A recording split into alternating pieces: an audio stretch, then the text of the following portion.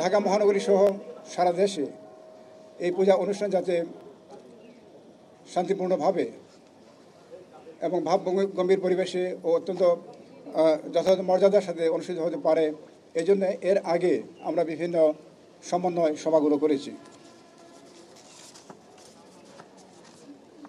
ঢাকা মহানগরীর প্রতিটি পূজা মণ্ডপে শান্তিপূর্ণভাবে পূজা অনুষ্ঠানের জন্য আমরা বিশেষ নিরাপত্তামূলক ব্যবস্থা গ্রহণ করেছি।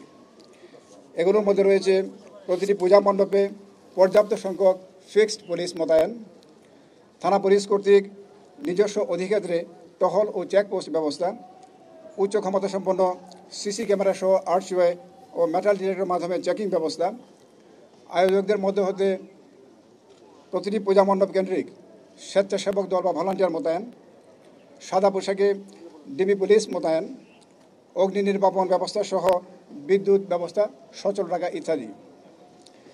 এর পাশাপাশি প্রতিটি পূজা মণ্ডপে প্রয়োজনীয় সংখ্যক আনসার বাহিনীর সদস্যগণও মোতায়েন থাকবেন বা দায়িত্ব পালন করবেন। একই সাথে আমাদের সশস্ত্র বাহিনীর সদস্যগণ সহ র্যাব ফোর্সের সদস্যরাও তাদের টহল কার্যক্রম এবং অন্যান্য যে নিরাপত্তামূলক কার্যক্রম করবেন। পূজা চলাকালীন সময়ে যান চলাচল স্বাভাবিক রাখার জন্য আমরা প্রয়োজনীয় ট্রাফিক ব্যবস্থাপনা রেখেছি। কোনো কোনো ক্ষেত্রে বিশেষ ক্ষেত্রে ওল্ড ঢাকা সিটিতে রাস্তা সরু হওয়ার কারণে ট্রাফিক কনজেশন কিছু হতে পারে, তবে এজন্য আমি পূজা কমিটিগুলোকে অনুরোধ করেছি পূজা মণ্ডপের আশপাশে কোনো মেলা অথবা অন্য কোনো জনসমাগম যেন না হয় সে বিষয়ে প্রয়োজনীয় ব্যবস্থা গ্রহণ করার জন্য। 13 অক্টোবর তারিখে বিজয়া দশমীর দিন বিসর্জনের মধ্য দিয়ে পূজা অনুষ্ঠান শেষ হবে এবং বিসর্জনের ঢাকা মহানগরীতে 15টি স্থান নির্ধারণ করা হয়েছে। এগুলোর মধ্যে পোস্তগোলা শ্মশানঘাট সংলগ্ন বুড়িগঙ্গা নদী, ওয়াইজঘাট, ডেমরা শীতলক্ষা নদী সহ আরও অন্যান্য স্থান রয়েছে। বিসর্জন শোভাযাত্রার জন্য বিশেষ নিরাপত্তা ব্যবস্থা থাকবে। বিসর্জন স্থানসমূহে নৌ পুলিশের টহলের পাশাপাশি আমরা ফায়ার ব্রিগেডকে অনুরোধ করেছি প্রয়োজনীয় নিরাপত্তামূলক ব্যবস্থা গ্রহণ করার জন্য। এছাড়া যে কোনো জরুরি প্রয়োজনে জাতীয় জরুরি সেবা 999 এর মাধ্যমে প্রয়োজনীয় সহযোগিতা নেওয়া যেতে পারে। পূজার দিনগুলোতে মণ্ডপে আগত ভক্তবৃন্দের প্রতি বিভিন্ন চেক পয়েন্টগুলোতে পুলিশ সহ অন্যান্য নিরাপত্তা কর্মীদেরকে প্রয়োজনীয় সহযোগিতার জন্য আমরা অনুরোধ করছি। সন্ধ্যা 7 ঘটিকায় মধ্যে বিসর্জনের সকল কার্যক্রম সম্পাদনের জন্য সকল পূজা কমিটি ও ভক্তদের প্রতি অনুরোধ করছি। পূজা মণ্ডপ, বিসর্জন শোভাযাত্রা ও বিসর্জনের সময় সকল প্রকার মাদকদ্রব্যের ব্যবহার নিষিদ্ধ। একই সাথে পটকা এবং আতশবাজি ব্যবহার না করার জন্য অনুরোধ করছি। বিসর্জন শোভাযাত্রার সময় উচ্চস্বরে সাউন্ড সিস্টেমের ব্যবহার না করার জন্য অনুরোধ করছি। বিসর্জনের অনেকেই সাঁতার জানেন না, নদী বা পুকুরে নেমে যান। এই বিষয়েও আমরা যারা সাঁতার জানেন না তাদেরকে অনুরোধ করছি তারা যেন পানিতে না নামেন। বাংলাদেশ ধর্মীয় সম্প্রীতির দেশ। আমরা আশা করছি এবছর দুর্গাপূজা উৎসব অনুষ্ঠান অত্যন্ত শান্তিপূর্ণভাবে কোনো বাধাবিঘ্ন ছাড়াই অনুষ্ঠিত হবে। না, আমাদের জানা মতো এরকম কোনো আশঙ্কা নেই যে কোনো ধরনের ঝুঁকি আমরা দেখছি না।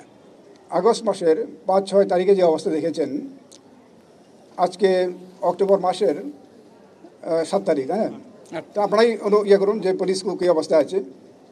এক সময় ছিল পুলিশ এই যে কর্মবিরতি দিয়েছিল, তারাও কাজ শুরু করেছে এবং আমরা বললে তখন আমি মনে করি আপনারাও একমত হবেন যে পুলিশ অনেক অ্যাক্টিভ রোলে ফিরে আসছে এবং এই যে পূজা অনুষ্ঠান আমরা অত্যন্ত দৃঢ় মনোবল নিয়ে এই যে আমাদের যে উপর যে দায়িত্ব কর্তব্য আছে সেটি পালন করব, এতে কোনো ব্যত্যয় ঘটবে না।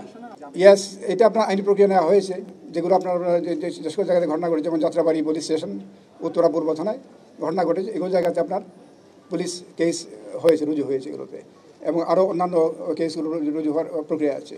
অনেকে হয়তো আপনার আত্মগোপনে থেকে এদিক সেদিক পালিয়ে গিয়েছেন। আমরা চাই সমাজের সকল স্তরের মানুষ আমাদেরকে তথ্যপাত্র সাহায্য করবে এ সকল পলাতক ব্যক্তিরা কোথায় আছে। আমরাও চেষ্টা করছি, আপনারা আমাদেরকে সাহায্য করুন। না, গোয়েন্দা তথ্য তো আপনারাই দেবেন আমাদেরকে। আমাদের তো গোয়েন্দা আছে। আমরা যারা যে ধরেন পুলিশ কাজ করে remain within the community general পিপলের সাপোর্ট নিয়ে পুলিশ কাজ করে। আপনারাই আমাদেরকে সাহায্য করুন যে সকল ব্যক্তি পুরো কোথায় লুকিয়ে আছে। হতে পারে এখন কেউ যদি আপনার যে যে গোপন পদ্ধতিতে যেতে পারে এত যে হতে পারে এরকম ঘটনা, তবে আমরা বলছি যে আপনারা আমাদেরকে সাপোর্ট দিন। না, এখানে অন্য কোনো ইয়ে নেই। আমরা তো আমাদের আপনি তো একটু আগে তো বললাম যে আমাদের পুলিশের তো আপনারা জানেন যে এটি যে খুব খারাপ অবস্থা থেকে আমরা আজকের এই পর্যায়ে উঠে আসছি, এবং আমরা কন্টিনিউয়াসলি চেষ্টা করছি আমাদের যে মনোবল সহ শক্তি বৃদ্ধি করার জন্য, এবং অবশ্যই এই জন্য আমরা জনগণের সাপোর্ট চাই, যে পিপল সাপোর্ট আমরা চাই, যাতে করে আপনার যে অপরাধী যে যারা অপরাধী যুক্ত হয়েছেন বা যারা আরও অন্যান্য শ্রেণীর অপরাধী যারা আছে তাদেরকে যাতে আমরা আইন আমলে আনতে পারি, এই জন্য আমরা জেনারেল পিপলের সাপোর্ট চাই সবসময়।